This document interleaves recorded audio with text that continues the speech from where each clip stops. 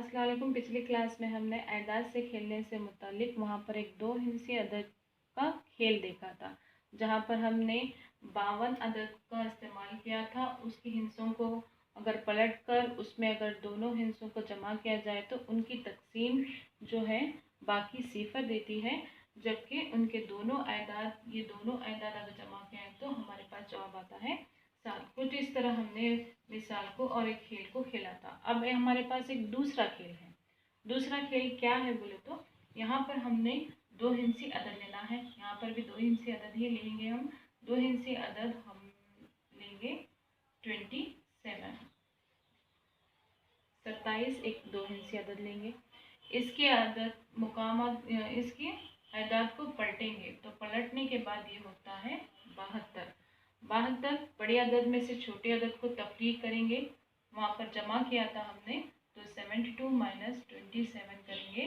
12 में से 7 चले गए 5 और 7 में से 3 चले गए 4, 49। अगर इसकी तकसीम हम लोग 9 से करेंगे, 9 5 45, तो यहाँ पर हमें क्या मिलेगा, बाकी सिफर मिलेगा।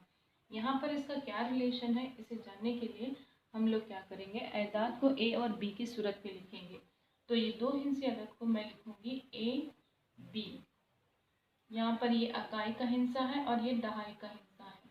तो दहाई के हिस्से को हम लिखेंगे 10 ज़रब ए जमा बी। अगर ये हिस्सों को हमने पलटाया यानी कि बी ए लिखा तो ये हिस्से कुछ इस तरह होंगे, 10 ज़रब ए जमा 10 ज़रब बी जमा 1। हमने यहाँ पर क्या किया था, पिछले खेल में दोनों हिस्सों को जमा किया था। तो अब हम यहाँ पर क्या करेंगे, इन हिस्सों की तफरीक करेंगे। 10 ए जमा बी नफी 10 बी जमा 1।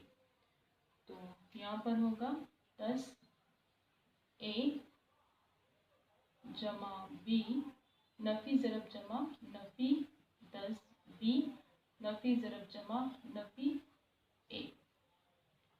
तो अब यहाँ पर देखो 10 ए में से एक ए चलेगा क्योंकि ये प्लस है और ये माइनस है, तो ये 9 ए होगा।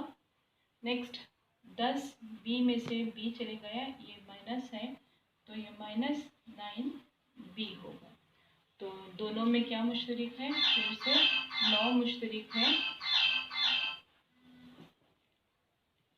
दोनों में 9 मुश्तरिक है तो हम लोग 9 को मुश्तरिक लेते हुए कुछ इस तरह लिखेंगे, 9 इंटू ब्रैकेट ए माइनस बी। तो यहाँ पर हमने 9 से तकसीम किया था वो है।